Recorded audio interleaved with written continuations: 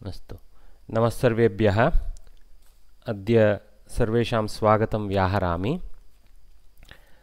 अद्य वयम् अत्र भगवतः श्रीमद् गीताजयन्ती सप्ताहस्य सुसन्दर्भे संस्कृतछात्रैः भगवद्गीतायाः चितश्लोकानां पारायणं कुर्मः। छात्रैः क्रियते भविष्यति। प्रप्रथमं वन्दनया प्रारम्भं करोमि। अहमेव करिष्यामि।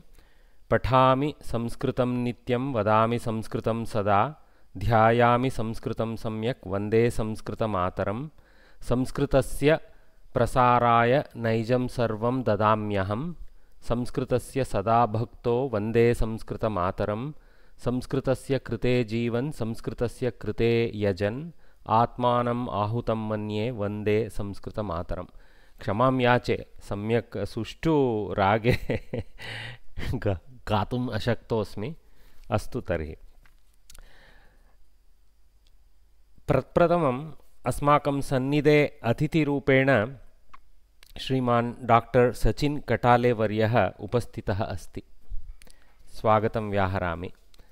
तस्य परिचयः किञ्चित् क्रियते। आदौ श्रीमान् डॉक्टर सचिन् कटाले महोदयः बहुवर्षेभ्यः संस्कृतभारत्याः उन्नतस्तरेषु पूर्णकालिककार्यकर्ता अपि च सञ्चालकः अस्ति एव। महोदयः बाटनी अर्थात् सस्यशास्त्रक्षेत्रे डॉक्टरेट् पदवीधरः अस्ति। महोदयः प्रप्रथमः यः विज्ञानस्य विषये संस्कृतभाषायां लिखित्वा विद्यावारिधिपदवीम् अर्थात् PhD पदवीं समापादयत्। महोदयः 10 वर्षेभ्यः यावत् बेङ्गलूरुनगरे संस्कृतभारत्याः अक्षरकार्यालये संस्कृताय दत्तजीवनः अस्ति। अस्माकं सम्भाषणसन्देशः इति मासिकपत्रिकायाः सहसम्पादकत्वेन कार्यं कुर्वन्नस्ति। अपि च राष्ट्रीयस्तरे प्रचारप्रमुखः अपि इति उत्तरदायित्वम् अपि निर्वहन् अस्ति महोदयः। अस्माकं भाग्यं यत् महोदयः मुख्यातिथिः भूत्वा अस्मान् सम्बोधयितुम् अस्माकम् आह्वानं स्वीकृत्य उपस्थितोऽस्ति। सः तस्य सम्बोधनम् अन्ते भविष्यति। तदा तम् आह्वयामि। नमः अतिथिवर्यः, स्वागतम्। इदानीम् अहं गीतापठनात् प्राक् भगवद्गीतापठनात् प्राक् यथा ध्यानश्लोकानां पठनं भविष्यति आदौ तत् कर्तुं प्रथमभागं पठितुं पारायणं कर्तुं प्रेमा श्रीपति राववर्यम् आह्वयामि। नमः सर्वेभ्यः। ओम श्री परमात्मने नमः। ओम पार्थाय प्रतिबोधितां भगवता नारायणेन स्वयं व्यासेन ग्रथितां पुराणमुनिना मध्ये महाभारतम् अद्वैतामृतवर्षिणीं भगवतीम् अष्टादशाध्यायिनीम् अम्ब त्वामनुसन्दधामि भगवद्गीते भवद्वेषिणीम्। नमोऽस्तु ते व्यासविशालबुद्धे पुल्लारविन्दायतपत्रनेत्र येन त्वया भारततैलपूर्णः प्रज्वालितो ज्ञानमयः प्रदीपः। वसुदेवसुतं देवं कंसचाणूरमर्दनं देवकी परमानन्दं कृष्णं वन्दे जगद्गुरुम्। धन्यवादः भगिनी। इदानीं नन्दकुमार कस्तूरे वर्यम् आह्वयामि शिष्टभागान्। शान्ताकारं भुजगशयनं पद्मनाभं सुरेशं विश्वाधारं गगनसदृशं मेघवर्णं शुभांगं लक्ष्मीकान्तं कमलनयनं योगहृद् ध्यानगम्यं वन्दे विष्णुं भवभयहरं सर्वलोकैकनाथं नारायणं नमस्कृत्य नरं चैव नरोत्तमं देवीं सरस्वती व्यासं ततो जयमुदीरये। सर्वोपनिषदो गावः दुग्धा गोपालनन्दनः पार्थो वत्ससुधीर्भोक्ता दुग्धं गीतामृतं महत्। गीताशास्त्रमिदं पुण्यं यः पठेत् प्रयतः पुमान् विष्णुः पदमवाप्नोति भयशोकादिवर्जितः। धन्यवादः वर्य।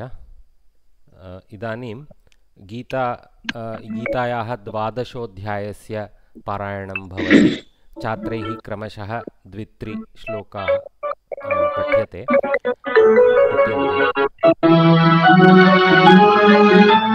महोदय कृपया म्यूट करोतु। हाँ, नंदकुमार वर्य कृपया म्यूट करोतु।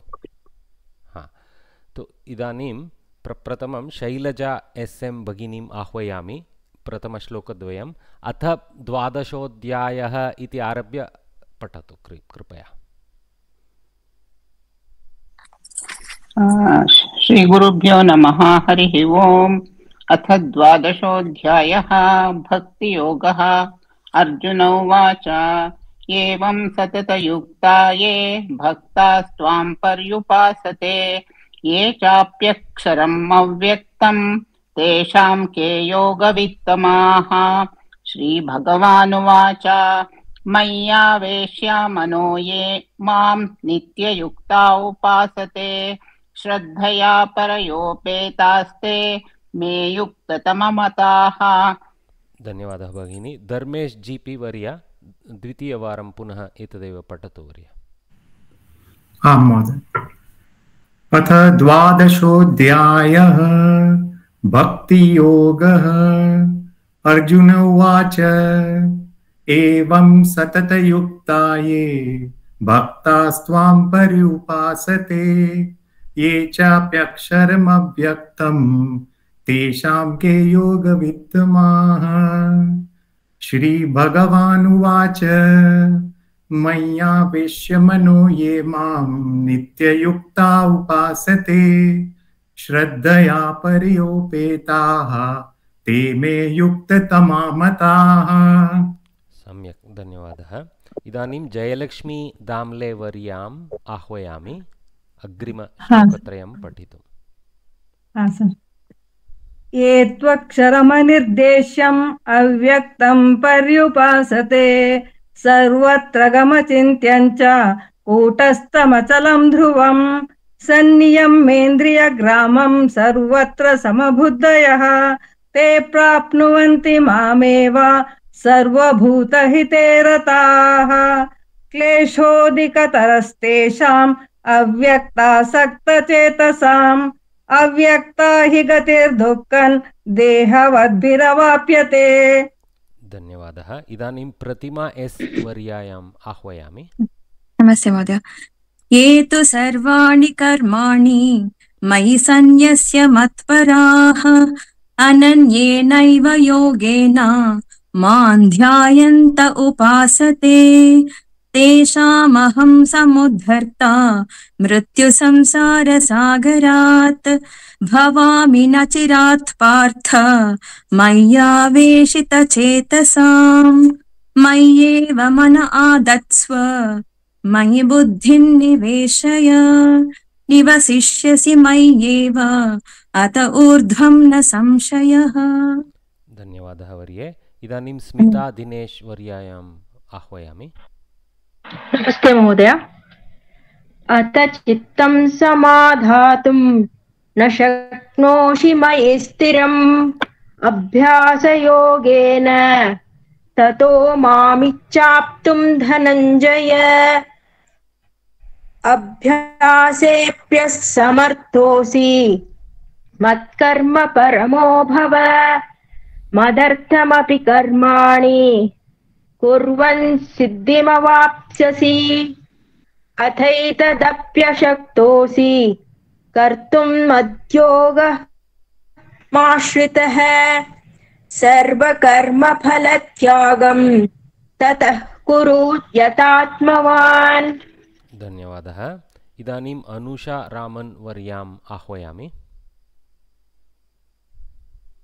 अनुषा रामन् वर्ये भवती अस्ति वा? अस्ति। करोतु। श्रेयो हि ज्ञानमभ्यासात् ज्ञानात् ध्यानं विशिष्यते ध्यानात् कर्मफलत्यागः त्यागाश्चान्तिरनन्तरम् अद्वेष्टा सर्वभूतानां मैत्रः करुण एव च निर्ममो निरहङ्कारः समदुःखः सुखक्षमी सन्तुष्टः सततं योगी यतात्मा दृढनिश्चयः मय्यर्पितमनो बुद्धिः यो मद्भक्तः स मे प्रियः। सम्यक्, धन्यवादः। गीता भट् वर्ये कृपया पठतु। यस्मान्नो द्विजते लोको लोकान्नो द्विजते च यः हर्षामर्षभयोद्वेगैर्मुक्तो यः स च मे प्रियः अनपेक्षः शुचिर्दक्ष उदासीनो गतव्यथः सर्वारम्भ परित्यागी यो मद्भक्तः स मे प्रियः यो न हृष्यति न द्वेष्टि न शोचति न काङ्क्षति शुभाशुभ परित्यागी भक्तिमान्यः स मे प्रियः। धन्यवादः भगिनी। इदानीं अन्तिमश्लोकत्रयं प्रतिमा राव् वर्यां पठितुम् आह्वयामि। अन्ते 20 श्लोकादनन्तरं तत्र अन्तवाक्यं किम् अस्ति तदपि पठतु। तदनन्तरम् अग्रिम पुनः पठनं गोविन्दराजवर्येण क्रियते। अस्तु। समशत्रौ च मित्रे च तथा मानापमानयोः शीतोष्णसुखदुःखेषु समः सङ्गविवर्जितः तुल्यनिन्दास्तुतिर्मौनी सन्तुष्टो येन केनचित् अनिकेतस्थिरमतिः भक्तिमान् मे प्रियो नरः ये तु धर्म्यामृतमिदं यथोक्तं पर्युपासते श्रद्धाना मत्परमा भक्तास्तेतीव मे प्रियाः। ॐ तत्सदिति श्रीमद्भगवद्गीतासु उपनिषत्सु ब्रह्मविद्यायां योगशास्त्रे श्रीकृष्णार्जुनसंवादे भक्तियोगो नाम 12ोऽध्यायः। धन्यवादः वर्ये। गोविन्दराजन् वर्य। हरि ओम्। समशत्रौ च मित्रे च तथा मानापमानयोः शीतोष्णसुखदुःखेषु समः सङ्गविवर्जितः तुल्यनिन्दास्तुतिर्मौनी सन्तुष्टो येन केनचित् अनिकेतस्थितरमति भक्तिमान् मे प्रियो नरः ये तु धर्म्यामृतमिदं यदोक्तं पर्युपासते श्रद्धाना मत्परमाः भक्तास्तेतीव मे प्रियाः इति तत्सदिति श्रीमद्भगवद्गीतासु उपनिषत्सु ब्रह्मविद्यायां योगशास्त्रे श्रीकृष्णार्जुनसंवादे भक्तियोगो नाम 12ोऽध्यायः। धन्यवादः वर्य। इदानीं 15 अध्यायस्य पारायणं भवति। आरम्भे गुरुदेव दत्तावर्यः प्रथमश्लोकद्वयम् अथ इति आरभ्य पठति। वर्ये। हरि ओं वर्य। मम नाम मानसा इति। गुरुदेव दत्ता इति न वा? क्षम्यताम्। अस्तु अस्तु, पठतु वर्ये। ॐ श्रीकृष्ण परमात्मने नमः। श्रीमद्भगवद्गीता पुरुषोत्तमयोगः अथ पञ्चदशोऽध्यायः। पुरुषोत्तमयोगः। श्रीभगवानुवाच ऊर्ध्वमूलमधः शाखम् अश्वत्थं प्राहुरव्ययम् छन्दांसि यस्य पर्णानि यस्तं वेद स वेदवित्। अधश्चोर्ध्वं प्रसृतास्तस्य शाखा गुणप्रवृद्धा विषयप्रवालाः।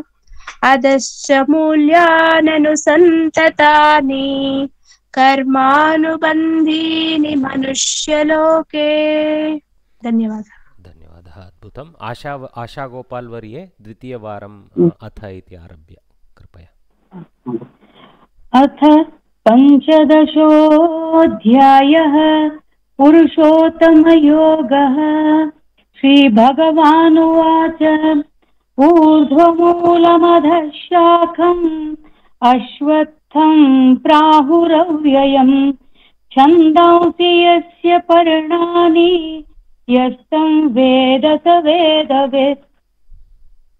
अधश्चोर्ध्वं प्रसृतास्तस्य शाखा गुणप्रवृद्धा विषयप्रवालाः।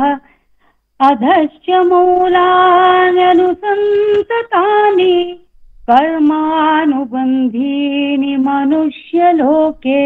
अद्भुतं, धन्यवादः। इदानीं वैजयन्ती एन् वर्याम् आह्वयामि।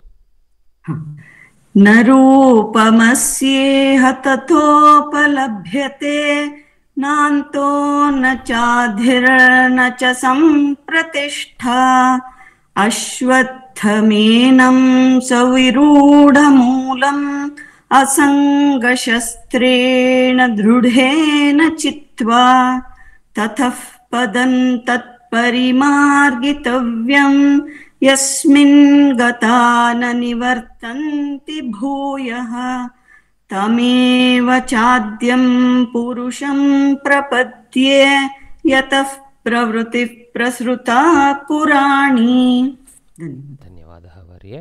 इदानीं लावण्या श्रीकान्त् वर्ये पारायणं। नमः सर्वेभ्यः। ओम श्री गुरुभ्यो नमः। निर्मानमोहाजितसङ्गदोष अध्यात्मनित्या विनिवृत्तकामाः द्वन्द्वैर्विमुक्ता सुखदुःखसंज्ञैर्गच्छन्त्यमूढाः पदमव्ययं तत्। न तद्भासयते सूर्यो न शशाङ्को न पावकः यद्गत्वा न निवर्तन्ते तद्धाम परमं मम। ममैवांशो जीवलोके जीवभूतः सनातनः। मनःषष्ठानीन्द्रियाणि प्रकृतिस्थानि कर्षति। सम्यक्, धन्यवादः। कविता पि कामत् वर्ये श्लोकत्रयम्। हरि ओम्। शरीरं यदवाप्नोति यच्चाप्युत्क्रामतीश्वरः गृहीत्वैतानि संयाति वायुर्गन्धानि वाशयात्। श्रोत्रं चक्षुः स्पर्शनं च रसनं घ्राणमेव च अधिष्ठाय मनश्चायं विषयानुपसेवते। उत्क्रामन्तं स्थितं वापि भुञ्जानं वा गुणान्वितं विमूढानानुपश्यन्ति पश्यन्ति ज्ञानचक्षुषः। सम्यक्, धन्यवादः। रमानन्दराव् वर्यः कृपया श्लोकत्रयम्। हरि ओम् हरि ओम्। यतन्तो योगिनश्चैनं पश्यन्त्यात्मन्यवस्थितं यतन्तोऽप्यकृतात्मानो नैनं पश्यन्त्यचेतसः यदादित्यगतं तेजो जगद्भासयथेऽखिलं यच्चन्द्रमसि यच्चाग्नौ तत्तेजो विद्धि मामकम् गामाविश्य च भूतानि धारयाम्यहमोजसा पुष्णामि चौषधिः सर्वाः सोमो भूत्वा रसात्मकः। धन्यवादः। सरस्वती वर्ये श्लोकद्वयम् अस्ति। अहं वैश्वानरो भूत्वा प्राणिनां देहमाश्रितः प्राणापानसमायुक्तः पचाम्यन्नं चतुर्विधं सर्वस्य चाहं हृदि सन्निविष्टो मत्तः स्मृतिर्ज्ञानमपोहनं च वेदैश्च सर्वैरहमेव वेद्यो वेदान्तकृद्वेदविदेव चाहम्। धन्यवादः। इदानीम् अग्रिमश्लोकत्रयम् अनुराधा कण्णन् वर्यायाः कृते। हरि ओम्। द्वामिमौ पुरुषौ लोके चरश्चाक्षर एव च चरक्षर्वाणि भूतानि कूटस्थोऽक्षर उच्यते उत्तमः पुरुषस्त्वन्यः परमात्मेत्युदाहृतः यो लोकत्रयमाविश्य बिभर्त्यव्यय ईश्वरः यस्माक्षरमतीतोऽहम् अक्षरादपि चोत्तमः अतोऽस्मि लोके वेदे च प्रतितः पुरुषोत्तमः। सम्यक्, धन्यवादः। गणेश नायक वर्य अन्तिमभागम्। हरि ओम्।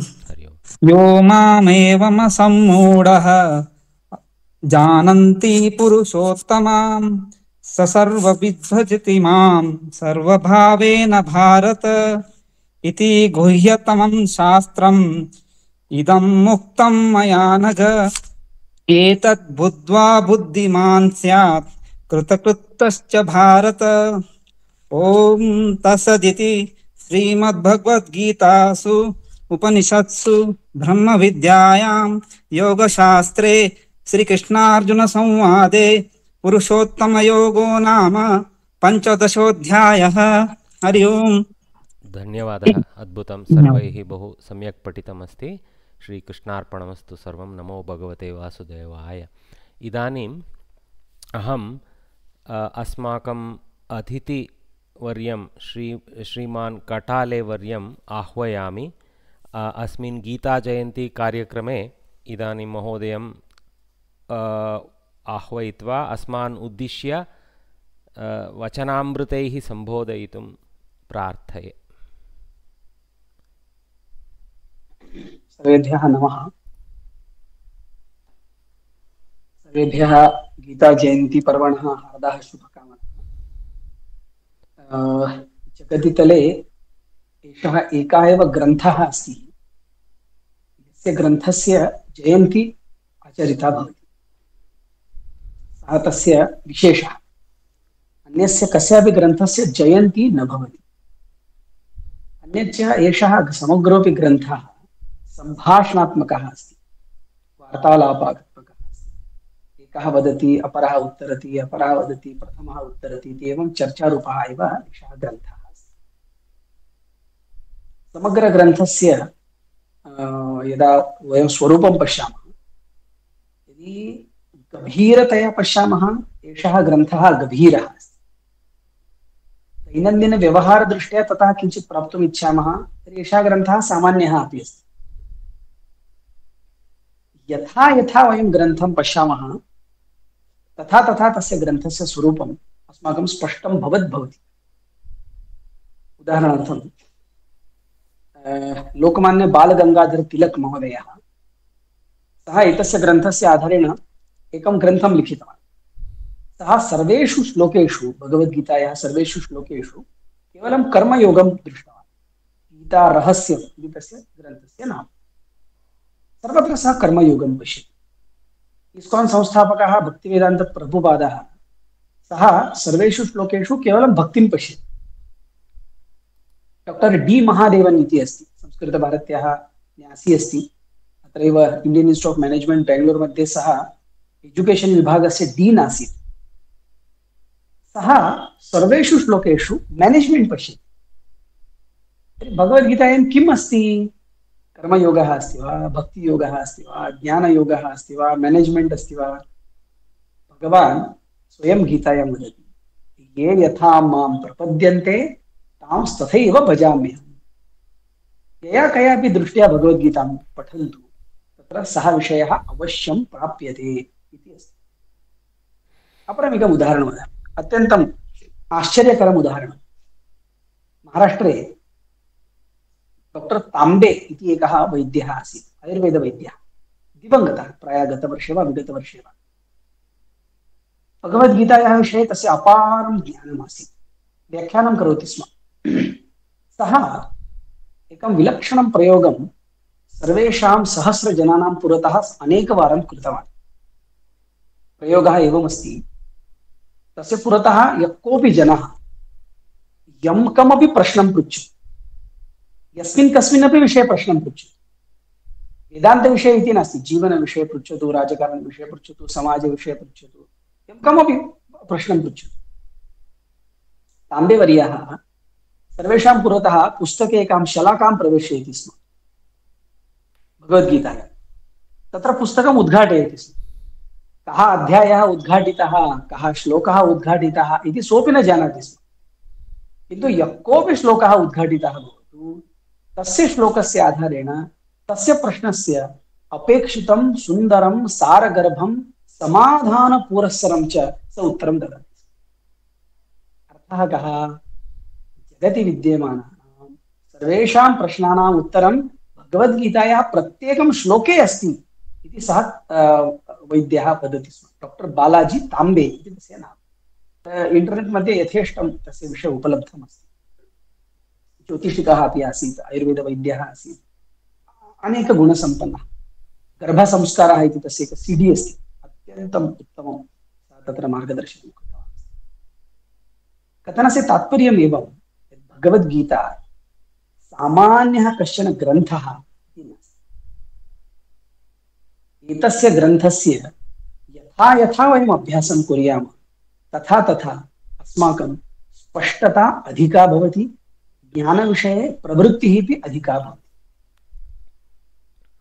भगवद्गीतायां व्याकरणदृष्ट्या किमपि अस्ति वा? वयं तु सर्वे कोविदछात्राः, संस्कृतकोविदः वयं भवेम। व्याकरणदृष्ट्या भाषादृष्ट्या किमपि अस्ति वा? मां पृच्छति चेत् यथेष्टमस्ति। केवलं भगवतः एव शब्दाः स्मर्तव्याः, ये यथा मां प्रपद्यन्ते तांस्तथैव भजामि। भगवद्गीतायाः समीपं गत्वा भाषां पृच्छति चेत् सा वदति। उदाहरणमेकं वदामि। प्रथमे अध्याये शब्दत्रयमस्ति। शङ्खं दद्मौ प्रतापवान् इति अस्ति। तत्र ध्मा धातोः लिट् लकारस्य एकवचनस्य रूपं दद्मौ। अग्रे दिव्यौ शङ्खौ प्रदद्मतुः, तस्य द्विवचनमस्ति, तस्यैव शब्दस्य ध्मा धातोः एव। अनन्तरमस्ति शङ्खान् दद्मुः पृथक् पृथक्, बहुवचनमपि अस्ति। दद्मौ दद्मतुः दद्मुः, त्रीणि रूपाणि दत्तानि। अन्यानि रूपाणि स्वयम् ऊहा करणीया इति अर्थः। किन्तु भगवद्गीता अस्मान् लीट् लकारस्य रूपाणि पाठितवती वा न वा? मां पृच्छति चेत् पाठितवती। तत्र पाणिनिसम्बद्धाः अथवा पाणिनि भिन्नाः केचन प्रयोगाः सन्ति। वयं यां संस्कृतभाषां जानीमः तत्र तु पाणिनीयः सम्बन्धः अस्ति, किन्तु बहूनि व्याकरणानि सन्ति इतोपि। ऐन्द्रव्याकरणं, चान्द्रव्याकरणं, हेमचन्द्रव्याकरणं, हैमव्याकरणम् इति वदन्ति। एवं विभिन्नानि व्याकरणानि सन्ति। अस्माकं सर्वेषां संस्कारः तु पाणिनीयसंस्कारः। पाणिनीयसंस्कारभिन्नानि कानिचित् रूपाणि तत्र सन्ति भगवद्गीतायाम्। अतः तत्र वयम् अपाणिनीयप्रयोगः इति वदामः। किन्तु तदतिरिच्य यदि वयं पश्यामः भगवद्गीताद्वारा भाषाभ्यासः अपि अत्यन्तं सुन्दरतया भवति। संस्कृतभारत्याः एव गीताशिक्षणकेन्द्रं तत्र प्रमाणं। तस्मिन् केन्द्रे ये जनाः पठन्ति तेषां भाषास्तरः निश्चयेन तैः अभ्यासः करणीयः। यदि ते सम्यक्तया प्रामाणिकतया अभ्यासं कुर्युः तर्हि गीताशिक्षणकेन्द्रं प्रविष्टवन्तः ये जनाः सन्ति तेषां भाषास्तरः बहु समीचीनः भवति इति अस्माकम् अनुभवः अस्ति। एवं भगवद्गीता संस्कृतभारती किं वदति इत्युक्ते भगवतः भाषा, भगवतः गीता भगवतः भाषया। कः आशयः? भगवान् भगवद्गीता इंग्लिश भाषया न उक्तवान्, कन्नड भाषया न उक्तवान्, अन्यया कयापि भाषया न उक्तवान्। किन्तु वयं संस्कृतम् अजानन्तः जनाः भगवद्गीतां विभिन्नाभिः भाषाभिः पठामः। समस्या का अस्ति? संस्कृतभाषायां केषाञ्चित् शब्दानां ये अर्थाः सन्ति अन्यभाषायां ते अर्थाः न भवन्ति। भारतीयभाषासु भाग्यवशात् ते सर्वे अर्थाः सन्ति, किन्तु सामान्यतया अद्यत्वे सर्वत्र यद् ट्रेंड चलति तदस्ति इंग्लिश मध्ये भगवद्गीता पठनम्। अहं चिन्तयामि ततोपि अधिकं दुर्दैवं भारतीयानाम् अस्माकं नास्ति।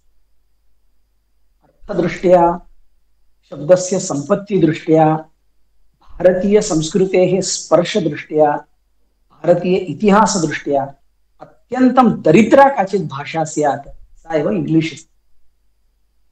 तया भाषया यदा वयम् अत्यन्तं समृद्धां भगवद्गीतां पठेम बहु दुर्दैवम् इति अहं चिन्तयामि। लघु उदाहरणं दत्त्वा विषयम् अन्यत्र नेतुम् इच्छामि। भगवद्गीतायाः प्रथमः श्लोकः अस्ति धर्मक्षेत्रे इति।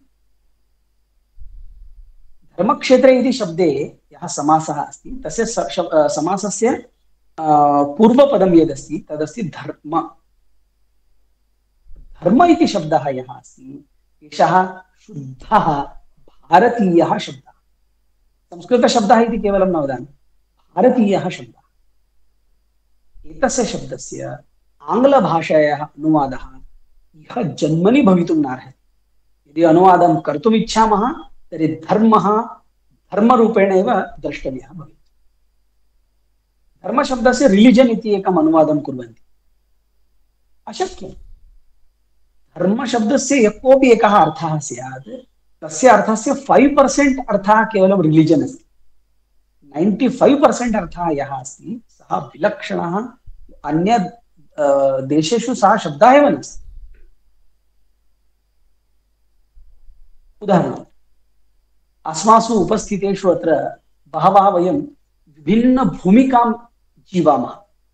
वयं पुत्राः स्मः, पुत्र्यः स्मः, पतयः स्मः, पत्न्यः स्मः, पितरः स्मः, मातरः स्मः, केचन पितामहः, मातामहः, पितामही, मातामही तादृशः अपि वयं स्मः एव। केचन शिक्षकाः, केचन वैद्याः, अभियन्तारः। एका एव जीवः विभिन्नानां सम्बन्धानां कारणेन विभिन्न उपाधिं प्राप्नोति। अहं सचिनः, अहं मम पितुः दृष्ट्या पुत्रः अस्मि, मम अनुजस्य दृष्ट्या अग्रजः अस्मि, अनुज वाल्मीकि दृष्ट्या अनुजः अस्मि, प्रतिभा भगिन्या दृष्ट्या अनुजः अस्मि, छात्राणां शिक्षकः अस्मि, शिक्षकाणां छात्रः अस्मि, भगिन्याः अग्रजः अस्मि। एवम् एकैकस्याः भूमिकायाः दृष्ट्या मम एकं कर्तव्यमस्ति। यदा मम पितरं पश्यामि तस्य पुरतः मम एकं कर्तव्यं भवति, तस्य नाम अस्ति पुत्रधर्मः। तस्य इंग्लिश मध्ये ट्रांसलेशन करोतु। सन्स् रिलिजन इति करोति वा? मम अनुजः अस्ति, तस्य दृष्ट्या अहं ब्रदर् अस्मि, तर्हि मम बन्धुधर्मः अस्ति, सोदरधर्मः अस्ति। तर्हि तस्य किं ट्रांसलेशन करिष्यति? ब्रदर्स् रिलिजन इति करिष्यति वा? मातृधर्मः, वैद्यधर्मः, राष्ट्रधर्मः, समाजधर्मः, दे आर नॉट रिलिजन्स। किन्तु तथापि यः आङ्ग्लभाषायाः मोहः अस्माकम् अस्ति, तेन कारणेन वयम् अर्थस्य अनर्थं पठामः। भारतीयसंस्कृतिमध्ये ये विचाराः सन्ति, यैः विचारैः भगवद्गीता पूर्णा अस्ति तेषां विचाराणां सुतरां सम्बन्धं विना वयम् आङ्ग्लभाषया भगवद्गीतां पठित्वा तस्य विचारस्य तस्य विषयस्य च एकया दृष्ट्या अपमानमपि कुर्मः, योग्यरीत्या अवगमनमपि न कुर्मः। भगवद्गीता जयन्त्याः एतस्मिन् उत्तमे प्रसङ्गे अहमेकं निवेदनं कर्तुम् इच्छामि। केवलं गीता इति न, ये केचन भारतीयाः ग्रन्थाः पठनीयाः स्युः, कृपया तान् ग्रन्थान् संस्कृतेन सन्ति ते ग्रन्थाः चेत् संस्कृतेनैव पठन्तु, अन्यथा न्यूनातिन्यूनं भारतीयभाषाभिः पठन्तु। कश्मीरतः कन्याकुमारीपर्यन्तं, गुवाहाटीतः गुजरातपर्यन्तं सर्वेषु राज्येषु सर्वासु भाषासु धर्मः इति शब्दस्य धर्मः इत्येव अर्थः अस्ति, तत्र कुत्रापि परिवर्तनं नास्ति। कारणं किं? सम्पूर्णभारतम् एकमेव अस्ति, अनुसंहितम् अस्ति। एतद् अनुसन्धानं यदस्ति तस्य मूलमेव संस्कृतम्। अहं सम्पूर्णभारतदेशे प्रवासं करोमि संस्कृतस्य कारणेन, तदा जनाः पृच्छन्ति, उदाहरणार्थं गतसप्ताहे अहं केरलेषु आसम्, अन्यजनाः केरलान् गच्छन्ति चेत् तेषां भयं भवति। भयं किमर्थं भवति? मलयाळं भाषाम् अवगन्तुमेव न शक्नुमः, कठिना भाषा अस्ति सा। तर्हि मामपि कोऽपि पृष्टवान्, भवान् इदानीं केरलं गच्छति तर्हि कथं व्यवहारः भविष्यति? भवान् तु मलयाळी भाषां न जानाति। मम कापि समस्या एव नास्ति। अहं केरलं वा गच्छेयं, तत्र कश्मीरं वा गच्छेयम्, अरुणाचलं वा गच्छेयं, राजस्थानं वा गच्छेयम्, अहं सर्वदा संस्कृतेन सम्भाषणं करोमि। मया सह ये मिलन्ति ते सर्वे संस्कृतभारत्याः बान्धवाः, तेपि संस्कृतेन सम्भाषणं कुर्वन्ति। अहं कस्मिन् राज्ये अस्मि इति मम बोधः एव न भवति। सर्वदा सर्वेषु अपि प्रसङ्गेषु अहं केवलम् एकस्मिन् स्थाने तिष्ठामि, भारतं। कुत्रापि कमपि प्रदेशं गच्छामि चेदपि अहं भारते भवामि इति बोधः मया प्राप्यते सर्वदा सर्वेषु प्रसङ्गेषु। एतस्यैव नाम अस्ति वसुधैव कुटुम्बकम्। स्थानिकाः सीमाः, स्थानिकाः समस्याः, स्थानिकानि कलुषितानि चिन्तनानि संस्कृतभाषां न बाधन्ते। संस्कृतं तान् सर्वान् अतिशाय्य सर्वान् योजयितुं प्रयतमाना एका सुन्दरी भाषा, यस्याः भाषायाः मातृत्वं सर्वप्रान्तीयाः अत्यन्तं हृदयेन अङ्गीकुर्वन्ति। राजनैतिकः विरोधः भिन्नः, तद् मूर्खलक्षणं, तत् त्यजामः। टीवी मध्ये, पेपर मध्ये, ट्विटर इत्यादिषु सामाजिकमाध्यमेषु यत् पश्यामः सः विरोधः मूर्खलक्षणमस्ति, सः वास्तविकः विरोधः न। उदाहरणार्थं तमिळ्नाडु राज्ये बहु विरोधः अस्ति संस्कृतस्य इति चित्रमस्ति, वस्तुस्थितिः सा नास्ति। तत्रत्याः अत्यन्तं ग्रामीणभागे विद्यमानाः जनाः अपि श्रद्धया संस्कृतं पठितुम् इच्छन्ति, क्रिश्चियन् जनाः अपि संस्कृतं पठितुम् इच्छन्ति। विरोधः तु राजनैतिकः विरोधः अस्ति, मीडिया विरोधः अस्ति। अन्ये समाजे तु संस्कृतभारत्याः कार्यस्य, संस्कृतविषयस्य कार्यस्य च अत्यन्तं स्वागतमस्ति इति अनुभवबलेन वदामि। जीवनस्य उपदेशार्थं भगवद्गीता, भगवद्गीतायाः उत्तमतया अवगमनार्थं संस्कृतभाषा, संस्कृतभाषायाः योग्यतया अवगमनार्थम् अस्माकं कोविदपरीक्षा, प्रवेशः, परिचयः, शिक्षा इति परीक्षात्रयं समाप्तम्। एकं प्रश्नं केवलम् अहं प्रष्टुम् इच्छामि, उत्तरं दातव्यं नास्ति, चिन्तां न कुर्वन्तु। वयं सर्वे शिक्षापरीक्षां समापितवन्तः वा अथवा शिक्षापर्यन्तम् अभ्यासं समापितवन्तः? उत्तरं दातव्यं नास्ति, चिन्तां न कुर्वन्तु, प्रश्नम् अवश्यं पृच्छन्तु। शिक्षापरीक्षां समापितवन्तः वा शिक्षापर्यन्तम् अभ्यासं कृतवन्तः? यदि वयम् अभ्यासं कृतवन्तः, अहं चिन्तयामि भक्तिमान्यः स मे प्रियः इति भगवान् वदति। किन्तु यदि केवलं परीक्षार्थं पठित्वा प्रमाणपत्रं प्राप्तुं यदि वयं यत्नं कृतवन्तः स्याम, भक्तिमान्यः स मे प्रियः इति भगवान् वदति वा न वा, मम तु शङ्का अस्ति। आङ्ग्लभाषायामेव शब्दद्वयमस्ति सुन्दरं, to study and to prepare. अस्माभिः सर्वैः टु स्टडी इति कैटेगरी मध्ये भवितव्यं, टु प्रिपेयर कैटेगरी मध्ये। कारणं यः प्रिपेयर करोति, सज्जतां करोति परीक्षार्थं, सः परीक्षानन्तरं विस्मरति। किन्तु यः अध्ययनं करोति, अभ्यासं करोति, परीक्षानन्तरम् आजन्म सः संस्कृतं स्मरिष्यति। यदि सः संस्कृतं स्मरिष्यति तर्हि गीता वा भवतु, रामायणं वा भवतु, अन्यं कमपि ग्रन्थं स्वीकरोतु, सः पठित्वा अवगन्तुं समर्थः भविष्यति। यः प्रवेशतः शिक्षापर्यन्तं केवलं परीक्षार्थं पठितवान्, सज्जतां कृतवान्, प्रिपरेशन् कृतवान्, तस्य तु भगवान् एव शरणम् इति अहं वदामि इति नास्ति। अन्तरङ्गे भवन्तः अपि तद् अनुभवन्ति इति अहं जानामि।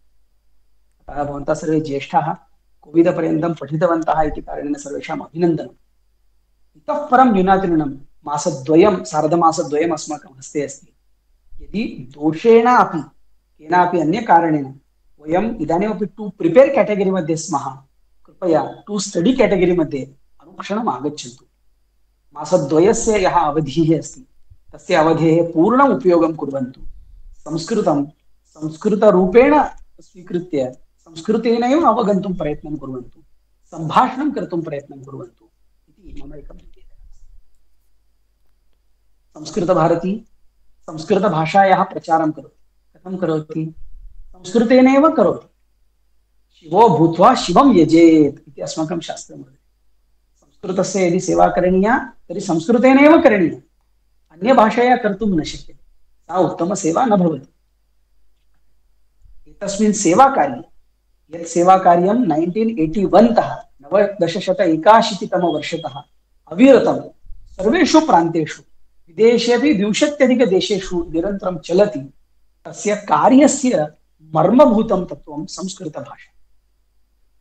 तस्याः संस्कृतभाषायाः प्रचारप्रसारार्थं शिक्षणार्थं सर्वत्र नेतुं यद्यत् कार्यं करणीयं तत् कार्यं कर्तुं च भवतां सर्वेषामपि आह्वानं कर्तुम् इच्छामि। भवन्तः कुत्रापि सन्ति, बेङ्गलूरे सन्ति चेत् बेङ्गलूरे, अन्यराज्येषु सन्ति चेत् अन्यराज्येषु, यत्र यत्र संस्कृतभारतीसम्पर्कः भवितुं शक्नोति, कृपया तत्र स्वकीयम् अत्यन्तम् अमूल्यं समयम् एतेन व्याजेन कृपया यच्छन्तु इति अहं निवेदयितुम् इच्छामि। विश्वासं कुर्वन्तु, संस्कृतभारत्याः पद्धत्या यदि वयं संस्कृतं पाठयामः तत्र यः आनन्दः प्राप्यते सः आनन्दः कस्मिन्नपि माल् मध्ये न लभ्यते। कोटिशः रूप्यकाणि ददातु न लभ्यते। सात्विकः सुन्दरः आनन्दः। प्रतिभा भगिनी मनोज वाल्मीकि महोदयं च भवन्तः पृच्छन्ति चेत् ते वदेयुः। मनोज महोदयः तु उद्योजकः अस्ति। उद्योजकः सन्नपि सः यदा संस्कृतं पाठयति तदा जनाः मन्त्रमुग्धाः भवति। तस्य स्तुतिनिमित्तं न वदामि, किन्तु सः संस्कृतपाठनेन यम् आनन्दं प्राप्नोति सः आनन्दः वर्णनातीतः। अस्मिन् शुभे प्रसङ्गे यत्र वयं कृष्णार्जुनसंवादस्य विषये चिन्तनं कुर्वन्तः स्मः, या भगवद्गीता जीवनस्य प्रत्येकं क्षणे अस्मान् उपकर्तुं शक्नोति, यस्याः भगवद्गीतायाः पठनार्थम् अस्माकं प्रियं संस्कृतम् अपेक्षितं भवति, तादृशे समग्रेपि प्रसङ्गे भवन्तः सर्वे भक्तियोगस्य पुरुषोत्तमयोगस्य च पठनं कृतवन्तः। सुन्दरौ द्वोपि अध्यायौ। एकः भक्तस्य, ये वयं सर्वे स्मः, अस्माकं लक्षणानि वदति, अपरः पुरुषोत्तमस्य लक्षणानि वदति। अतः इह लोके विद्यमानानां परलोके विद्यमानानाम् इति द्वयोः तत्त्वयोः वर्णनं द्वयोः अध्यायोः अस्ति। यथा भगवान् एव वदति, देवान् भावयेतानेन ते देवा भावयन्तुः परस्परं भावयन्तः श्रेयः परमवाप्स्यथ। तथा वयमपि संस्कृतभारती परतया संस्कृतस्य शिक्षणं प्राप्तवन्तः।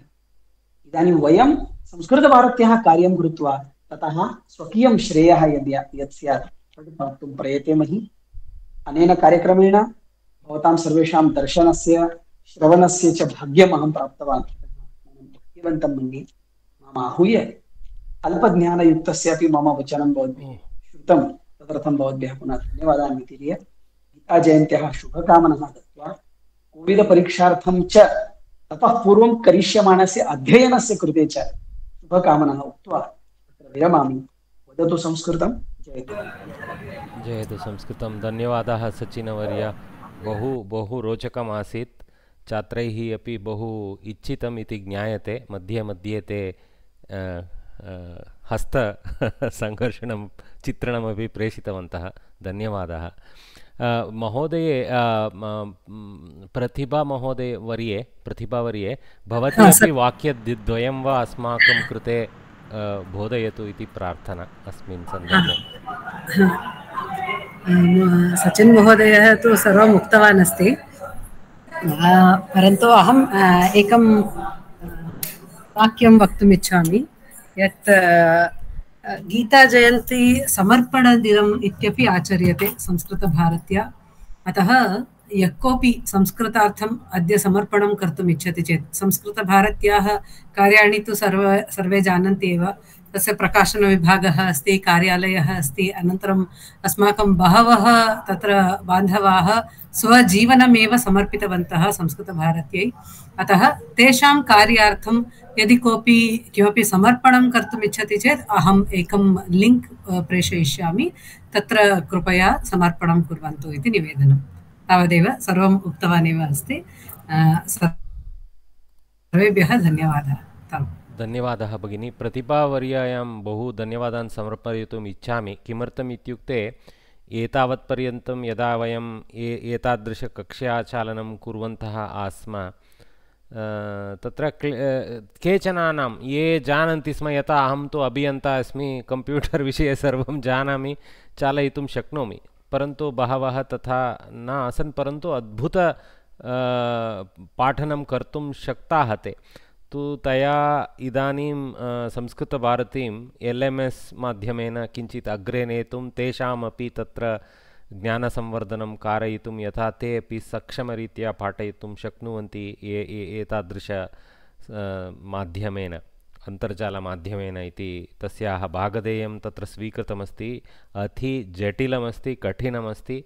तया बहु सुष्ठु कार्ये तत्र नयन्ती अस्ति सा संस्कृतभारतीं। धन्यवादान् समर्पयामि। अपि च अहमपि यथा भवत्या सूचितं अवश्येन भवत्याः सङ्केतं स्वीकृत्य अहमपि काण्ट्रिब्यूशन् दास्यामि। धन्यवादः। इदानीं ये अत्र छात्राः किमपि वक्तुम् इच्छन्ति तान् अहम् आह्वयितुम् इच्छामि। आङ्ग्लभाषया वा कन्नडभाषाया वा यस्मिन्नपि भाषायां वा भवतु, संस्कृते भवति चेत् बहु न वदन्नस्मि वर्यः, चिन्ता मास्तु।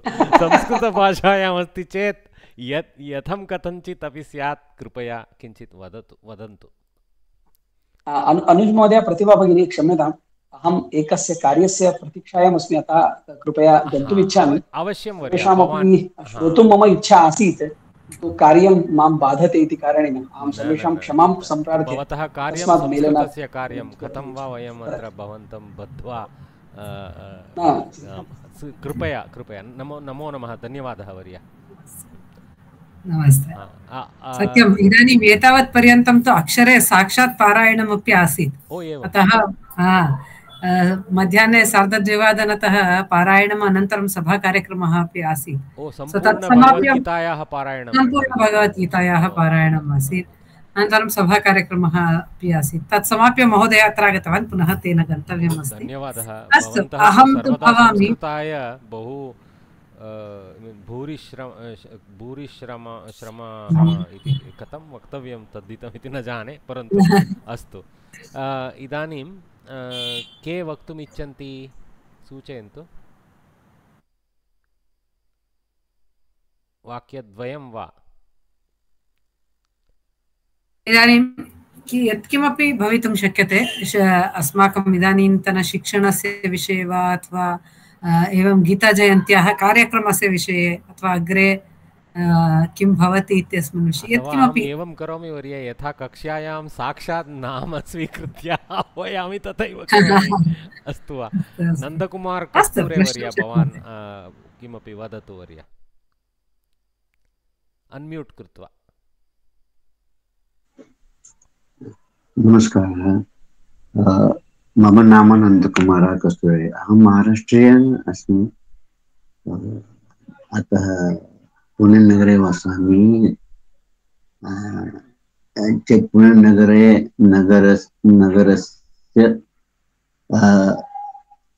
पुणे नगरे वसामि चेत् पुणे नगरी एकं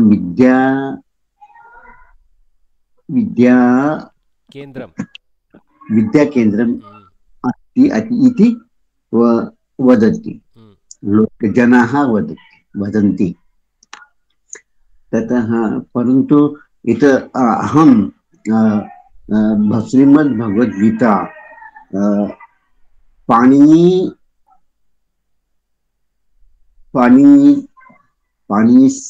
ग्रामरः भवान् यथा भवतः इदानीं संस्कृते कल्पयितुं क्लेशः भवति तर्हि आङ्ग्ले वा भवतु, चिन्ता नास्ति, वदतु वर्य।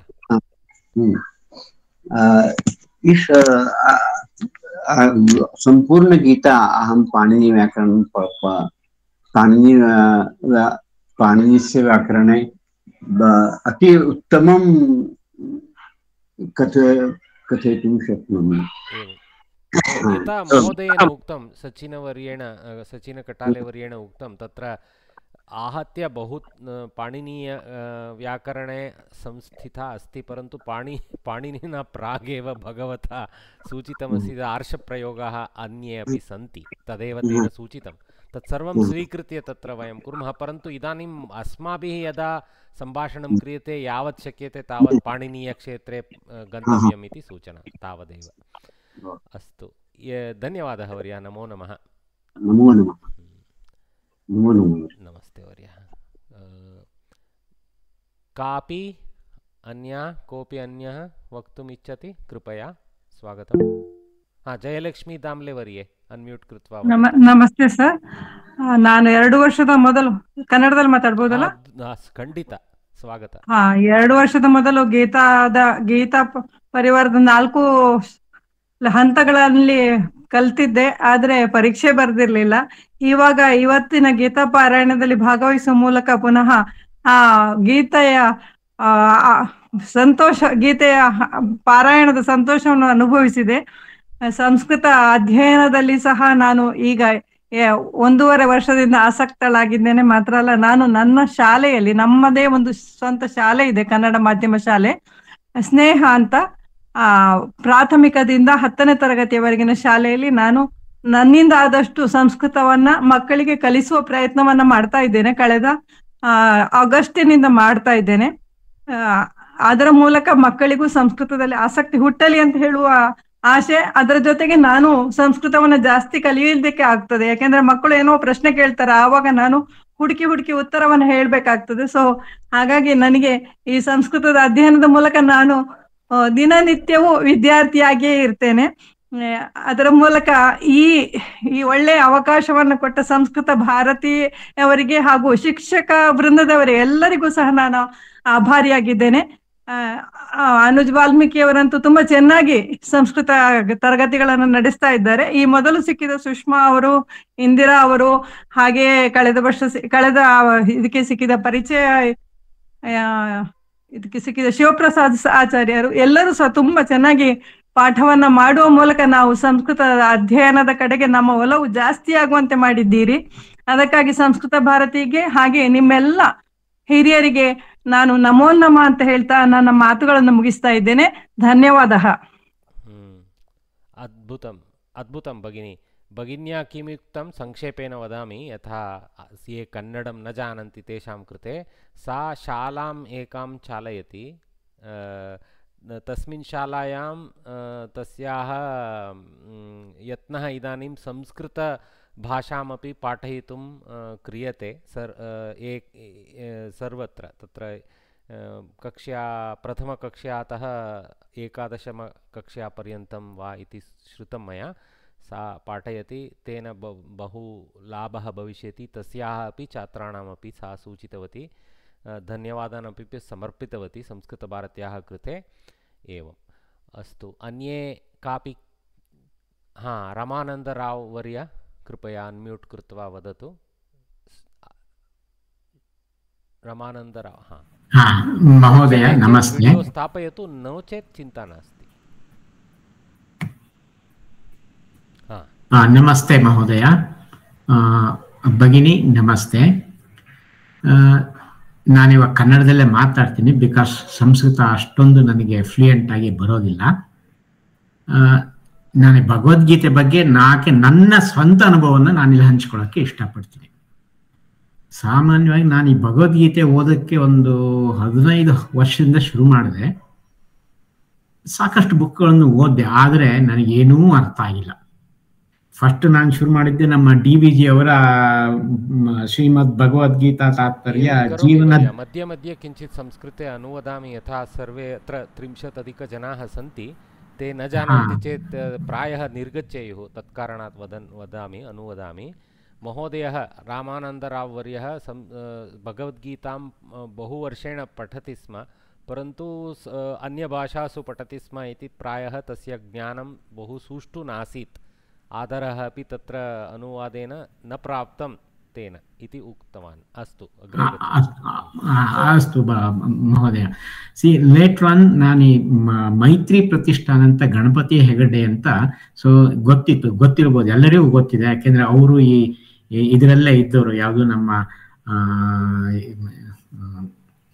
ಈ ಆರ್ಗನೈಸೇಷನ್ ಅಲ್ಲೇ ಸೊ ಅವರ ಮುಖಾಂತರ ಅವರು ಹೇಳಿಕೊಟ್ಟಂತ ಈ ಭಗವದ್ಗೀತೆಯ ಒಂದು ಪಾಠದಿಂದ ನಾನು ಭಗವದ್ಗೀತೆ ಅಂದ್ರೆ ಏನು ಅನ್ನೋದೊಂದು ಅರ್ಥ ಮಾಡ್ಕೊಂಡೆ. ಸಹ ಇದಾनीं मैत्री इति संस्था अस्ति तैः भगवद्गीतायाः पाठान् स्वीकृत्य इदानीं सम्यक् ज्ञातवान् अस्ति भगवद्गीतायाः गर्भे किमस्ति अर्थम् इति सः जानाति इदानीम् इति सः वदन् अस्ति. संक्षेपेण अग्रे गन्तव्यं वर्य बहवः सन्ति कृपया. सत्यम् इदानीम् 8:00 जातम् अतः प्रायः इतोपि 10 निमेषेषु वयं समापयामः. इदानीं किमपि अन्यद् बृहदस्ति वा वक्तुम्? ಅಷ್ಟೇ ನನ್ನ ಅನುಭವ ಅಷ್ಟೇ ಗುರು ಇಲ್ಲದೆ ಯಾವುದೇ ಒಂದು ವಿದ್ಯೆಯನ್ನು ಕಲಿಯಕ್ಕೆ ಸಾಧ್ಯವಿಲ್ಲ. सम्यक् गुरोः अभावेन तत्र ज्ञानं न लप्स्यते स सुष्ठु गुरुः कुत्र अस्ति इति द्रष्टव्यम् इति सः वदति. अस्तु इदानीं या कापि धन्यवादः वर्य धन्यवादः. इदानीं या कापि यः कोऽपि अस्ति चेत् वक्तुम् इच्छा अस्ति चेत् कृपया अग्रे आगच्छन्तु. आङ्ग्ले अपि वक्तुं शक्नुवन्ति अत्र किमपि लज्जा इति किमपि नास्ति. अस्तु तर्हि अनुराधा भगिनी हस्तम् उन्नीतवती. एवं वा? अनुराधा भगिनी अनुराधा कण्णन् भगिनी शक्यते चेत् वीडियो अपि स्थापितवती अद्भुतं. हरि ओं महोदय. हरि ओं भगिनी. Actually, I was studying this Bhagavad Gita for the last 2-3 years with meanings only our Guru taught us. Now, after learning this Sanskrit, when we are learning with that grammatical concept we are getting, that is very helpful. We are able to make out which is Samasta Pada and this all those things. That makes us still more interesting. Bhagavad Gita, it is a very vast ocean. We can learn many things from that. And when we get the grammatical accept also, then it has become very enjoyable now. Okay. And the Sanskrita Bharati is doing a very good job teaching us the basic Sanskrit grammars. That is very helpful for us. Thank you. Thank you, Arye. Very kind of you. Thank you for sharing your experiences. Anybody else has any interest to convey anything?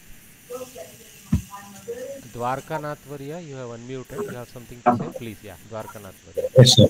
Namaste. Sir, is there any link or where Bhagavad Gita is taught in Sanskrit? I mean, explanation is given in Sanskrit? There is a Bhagini, maybe Pratibha Varya, you can indicate. Yes, Mahodaya, we have this Gita Shikshana Kendram iti asti. Gita Shikshana Pathaha iti santi. So we have 4 exams, Gita Sopana and Gita Pravesha.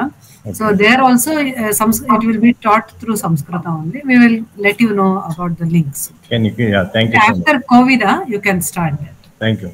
But remember, in that series, the first level will again start from grammar. It is good. It is a rebrush. But what they will do is they will use the material from Gita and Mahabharata. But later on, actually, they will have entry, like Gita Pravesha level.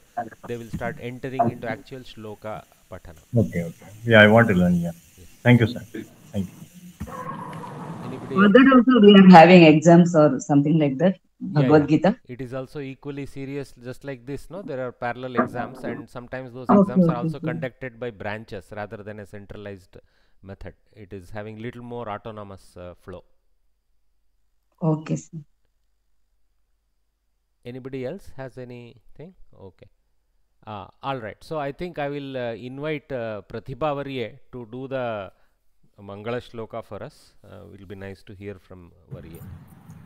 अस्तु, सर्वे इदानीं शान्तिमन्त्रेण समापयामः.